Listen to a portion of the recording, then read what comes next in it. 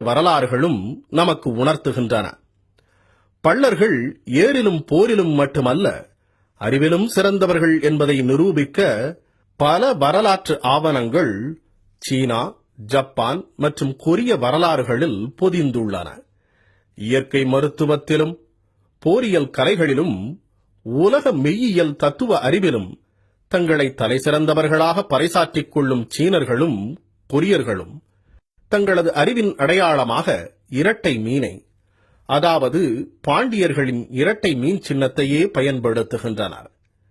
பாண்டியர்களின் வானியல் அறிவையும் அவர்களின் கடல் ஆளுமையையும் பறைசாற்றும் இரட்டை மீன் சின்னத்தை சீனர்கள் தங்களது அறிவின் அடையாளமாக பயன்படுத்துவது சீனர்களும் கிழக்காசிய நாட்டினரும் தங்களது அறிவையும் நாகரிகத்தையும் பாண்டியர்களிடமிருந்தே கற்றுக்கொண்டனர் என்பதையே உறுதி செய்கிறது.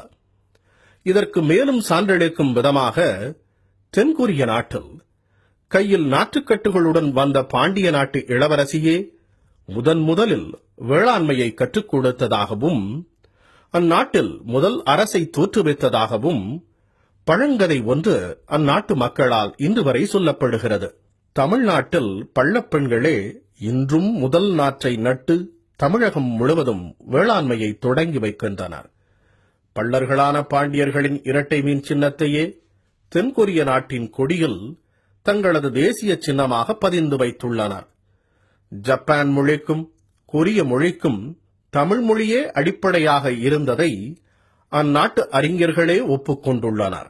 இப்படி தமிழகத்தில் மட்டுமல்லாமல் பூமிப்பந்தின் கிழக்கு மேற்காக உலக வரைபடத்தின் அனைத்து நிலப்பரப்புகளிலும் தங்களது ஆளுமையை செலுத்திய பள்ளர்களைதான் இன்றைக்கு தமிழகத்தையும் தமிழர்களையும் சுரண்டி பிழைத்துக் கொண்டிருக்கின்ற தமிழின எதிரிகளும் அவர்களின் கைக்கூலிகளும் தாழ்ந்தவர்கள் என்றும் தலித்துகள் என்றும் கூறி வருகின்றனர். பள்ளர்களின் உண்மை வரலாற்றிற்கு எதிராக பள்ளர்கள் காலம் காலமாக தீண்டத்தகாதவர்களாக இருந்தவர்கள்தான் என வாதாடும் இவர்கள் அதன் பொருட்டே பள்ளர்கள் தமிழகத்தின் தாழ்த்தப்பட்டவர் பட்டியலில் சேர்க்கப்பட்டுள்ளனர் என்றும் கூறி வருகிறார்கள். பள்ளர்கள் தீண்டத்தகாதவர்கள் என்று கூறுவது எவ்வளவு மடமையோ அதைவிட மடமையானது பள்ளர்கள் தமிழகத்தில் தாழ்த்தப்பட்டோர் பட்டியலில் மட்டுமே இருக்கிறார்கள் என்பது. ஏனெனில் பள்ளர்களின் தொழிற்பெயர்களில் குடும்பன் தமிழகத்தின் எஸ்சி பட்டியலிலும், காலாடி தமிழகத்தின் பிசி மற்றும் டிஎன்சி பட்டியலிலும், மூப்பன் தமிழகத்தின் பிசி பட்டியலிலும், மன்னாடி எம்பிசி பட்டியலிலும் உள்ளன. அதாவது பள்ளர்களின் தலைவர்களாக பாண்டிய நாட்டில் குடும்பு நடத்திய குடும்பர்களை தாழ்ந்தவர்களாக எஸ்சி பட்டியலிலும், அக்குடும்பர்களின் உதவியாளர்களாக இருந்த காலாடி, மூப்பன், மன்னாடி உள்ளிட்டவர்களை உயர்ந்தவர்களாக பிசி, எம்பிசி மற்றும் டிஎன்சி பட்டியலிலும் சேர்த்துள்ளனர். பள்ளர்களின் தலைவனான குடும்பனே தாழ்ந்தவனாகிவிட்ட பின் அவனிடம் வேலை செய்த மற்றவர்கள் எப்படி உயர்ந்த சமூகங்களாக மாறினார்கள் என்பதுதான் எவருக்கும் விளங்கவில்லை. மேலும் பள்ளர்களின் தலைவர்களான குடும்பங்களும் இக்குடும்பனின் வழிவந்தவர்களாக பல்வேறு அறிஞர்களால் இந்தியா முழுவதும் அறியப்பட்டுள்ள குர்மி, கும்பி, குடும்பி, குழம்பி, ஒக்கலிகா, பட்டேல், வர்மா மற்றும் ரெட்டி உள்ளிட்ட சமூகங்களை இந்தியா முழுவதிலும் சத்திரியர் வரிசையில் உயர் வகுப்பினராக பிசி மற்றும் எஃப்சி பட்டியலில் சேர்த்துள்ளனர். இத்தகவல்கள் மூலம் சுமார் 500 ஆண்டுகளுக்கு முன்பு தமிழகத்தை கைப்பற்றிக் கொண்டு இன்று வரை அதிகாரம் செலுத்தி வருகின்ற தெலுங்கர்கள் தங்களது எதிரிகளான பாண்டிய குடும்பர்களை வேண்டுமென்றே எஸ்சி பட்டியலில் சேர்த்துள்ளனர் என்பதும், பள்ளர்களை வேண்டுமென்றே இழிவுபடுத்தும் நோக்கில் தீண்டத்தகாதவர்கள் என்றும் தலித்துகள் என்றும் தொடர்ந்து எழுதியும் பேசியும் வருகின்றனர் என்றும் தெரிய வருகிறது. பள்ளர்களுக்கு எதிராக பள்ளேசல் எழுதி இழிவுபடுத்திய தெலுங்கர்களும் அவர்களின் கைக்கூலிகளுமே இன்றைக்கு பள்ளர்களை எஸ்சி பட்டியலில் சேர்த்து அவர்களை தீண்டத்தகாதவர்களாக மாற்ற முயற்சி செய்து கொண்டிருக்கின்றனர். குறிப்பாக நீதி கட்சியிலும் காங்கிரசிலும் அன்றைக்கு பெரும்பான்மையாக இருந்த தமிழின எதிரிகளும் தமிழின துரோகிகளுமே பள்ளர்களில் ஒரு பிரிவினரை எஸ்சி பட்டியலில் சேர்த்துள்ளனர்.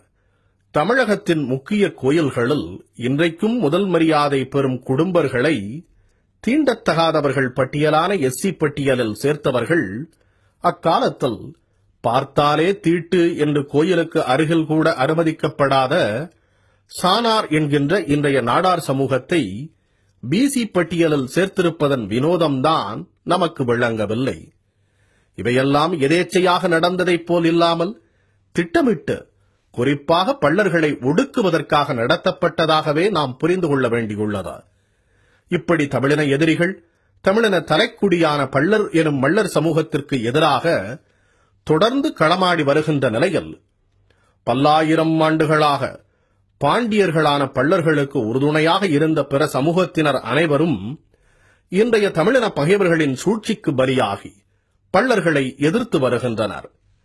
எம் சகோதர தமிழ்ச்சாதிகளே, பள்ளர்களாகிய எங்களின் நியாயமான கேள்விகளுக்கு உங்கள் மனசாட்சியை தொட்டு பதில் சொல்லுங்கள். தமிழகத்தில், குறிப்பாக தென் தமிழ்நாட்டில் ஆதிக்க வெறியுடன் திரிந்த தமிழின எதிரிகளையும் அவர்களின் கைக்கூலிகளின் கொட்டத்தையும் அடக்கி ஒட்டுமொத்த தமிழர்களும் நிம்மதியாக வாழ்வதற்கு வழி செய்தவர்கள் யார்? கிரேக்க நாட்டு அறிஞரான பிளைனி என்பவர் தங்கள் நாட்டின் பணம் முழுவதும் பாண்டிய நாட்டிற்கு சென்று கொண்டிருப்பதாகவும் இதே நிலை நீடித்தால் கிரேக்க நாடே அழிந்துவிடும் என்றும் 2000 ஆண்டுகளுக்கு முன்னர் புலம்பியுள்ளாரே. அப்படி கிரேக்கர்கள் புலம்பும் அளவிற்கு பேரரசு நடத்திய பாண்டிய நாட்டில் பெருமையுடன் வாழ்ந்த நீங்கள் பள்ளர்களான பாண்டியர்களின் வீழ்ச்சிக்குப் பிறகு காவல் கூலியும் துப்புக்கூலியும் கொடுத்து அடிமையாக வாழ்ந்து கொண்டிருந்ததை மறந்துவிட்டீர்களா? பழம்பெருமையை விடுங்கள்.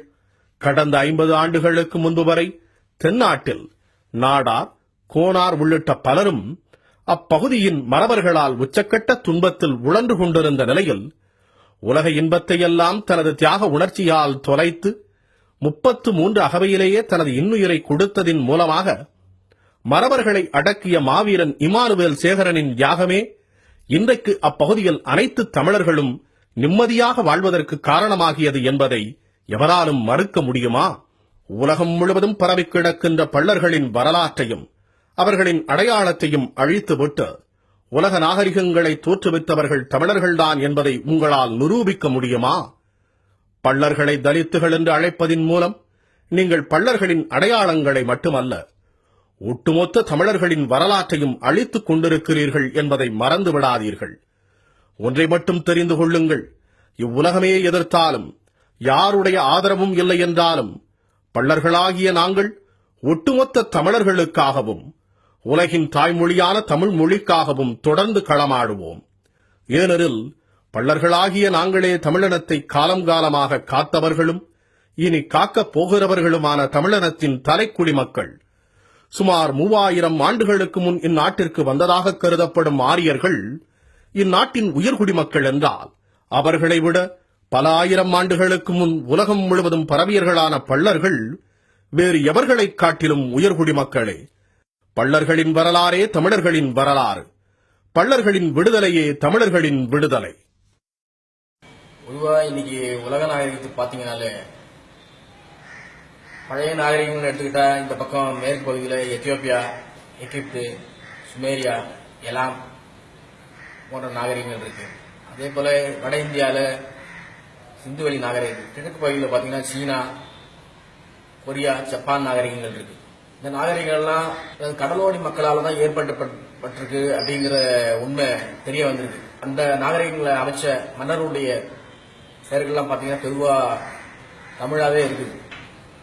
இந்த பெயர்கள்லாம் கிட்டத்தட்ட கடந்த ஒரு 2000 ஆண்டுகள் வரைக்குமே தமிழா இருந்திருக்கு. மதங்கள் பரவன பிறகுதான் பெயர்கள் கிறிஸ்தவ பெயர்களாகவும் சமஸ்கிருத பெயர்களாகவும் அரபு பெயர்களாகவும் மாறி இருக்கு. அதுக்கு முன்னாடி இருக்கும் தலைமுறையா எல்லாமே தமிழா இருக்கு.